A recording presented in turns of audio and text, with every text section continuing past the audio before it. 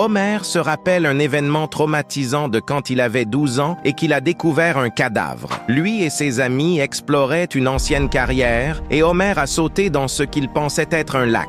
Mais au lieu de l'eau, il est tombé dans une boue épaisse et gluante. Alors qu'il essayait de se dégager, il a vu quelque chose de terrifiant. Un cadavre en décomposition bloquant un tuyau de drainage. Des années plus tard, ce souvenir refait surface et le hante. Alors la famille retourne à la carrière pour découvrir la vérité. Il retrouve avec le squelette toujours là et le chef Wiggum arrive pour enquêter. Les Simpsons découvrent une trappe cachée qui mène directement au bureau de M. Burns à la centrale nucléaire. La famille commence à soupçonner que M. Burns est impliqué dans cette mort mystérieuse et qu'il a peut-être même assassiné cette personne. Mais lorsque les Simpsons le confrontent, M. Burns dévoile un vieux film qui montre la vérité. Le corps appartient à Waylon Smithers Sr., qui est mort en héros en sauvant Springfield d'une fusion nucléaire. Smithers Sr. est entré dans le réacteur sans protection pour résoudre un problème critique, se sacrifiant pour sauver la ville. Burns, craignant un scandale, a dissimulé la mort